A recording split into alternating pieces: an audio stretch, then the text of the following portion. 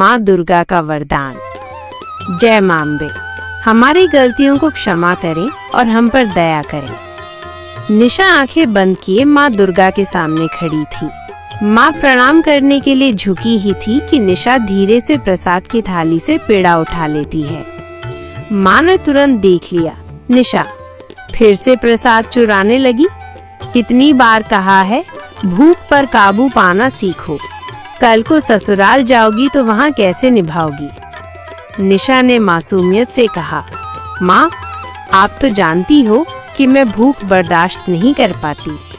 और रही बात ससुराल की, तो माँ अम्बे है ना, वो मेरा साथ देंगी। हम दोनों मिलकर सब संभाल लेंगे। माँ ने सिर हिलाया, चलो अब माँ ही तुम्हारा बेड़ा पार करे। कुछ दिन बाद निशा की शादी हो गई। माँ ने विदाई में दुर्गा माँ की मूर्ति देते हुए कहा, बेटी इसे अपने पास रखना, ये हमेशा तुम्हारी मदद करेंगी। सुबह उठकर निशा ने दुर्गा माँ को प्रणाम किया। माँ आप तो जानती हैं कि मुझे भूख बहुत सताती है, कुछ खाने को भेज दो। अचानक उसकी नजर टेबल पर रखे बिस्कुट के डिब्बे पर पड़ी। निशा की आंखें चमक उठी। धन्यवाद माँ, आपने मेरी सुन ली। वो खुशी से बिस्कुट खाने लगी। तभी उसकी सास कमरे में आ गई। हे भगवान, इतनी सुबह खाना शुरू कर दिया, अभी तो घर में किसी ने नाश्ता भी नहीं किया। तेरी माँ कहती थी कि तू बड़ी माँ की भक्त है, ये कैसी भक्ति है। निशा सिर झुकाकर चुप रही। तभी उसकी ननद ने व्यंग्य किया, मैंने तो पहले ही कहा था कि लड़की मोटी है, घर का काम कैसे करेगी, अब देख लो। ये सुनकर निशा की आंखों से आंसू गिरने लगे। सास ने डांटकर कहा, अब रोने से कुछ नहीं होगा, चलो नीचे पूजा करने। पूजा घर में सब खड़े थे। जेठानी ने कान में ताना मारा, देवरानी जी नाश्ते में देर है, क्या आप इतनी देर तक भूख रोक लेंगी। निशा ने कुछ नहीं कहा। सास ने हाथ जोड़कर कहा, बोलो अम्बे मात की जय। सभी ने प्रणाम किया। जेठानी ने फिर चुटकी ली, आज से बस फल खाना चाहिए, वजन भी घटेगा और सेहत भी ठीक रहेगी। बाकी सब हंसने लगे। निशा चुपचाप बैठ गई।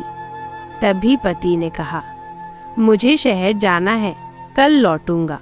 अपनी देखभाल करना और भाभी की बातों का बुरा मत मानना। निशा ने आंसू रोकते हुए सिर हिलाया। पति के जाते ही वो दुर्गा माँ की मूर्ति के सामने रोते हुए बोली, माँ आपने हमेशा मेरा साथ दिया, अब क्यों चुप हो। मैं और सह नहीं सकती, कृपा करो माँ, मेरी मदद करो। रोते रोते निशा वहीं सो गई। अचानक तेज रोशनी फैली और दिव्य स्वर गूंजा, उठो निशा, अपनी आंखें खोलो। निशा हड़बड़ाकर उठी और देखा माँ दुर्गा उसके सामने खड़ी हैं। उसने हाथ जोड़ दिए, माँ आप। सचमुच? माँ ने कहा, तुम्हारी भक्ति से मैं प्रसन्न हूँ, मांगो, क्या चाहती हो।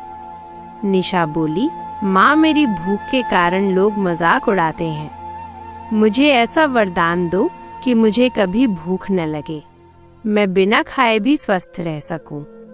माँ ने आशीर्वाद देते हुए कहा, आज से तुम्हें भूख नहीं लगेगी, बिना कुछ खाए पिए भी तुम स्वस्थ रहोगी।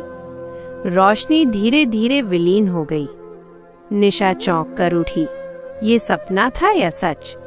उसने सामने रखे बिस्कुट का डिब्बा खोला, पर आश्चर्य, भूख बिल्कुल नहीं लगी। उसकी आंखों से आंसू बह निकले और होठों से निकला, जय माँ अम्बे।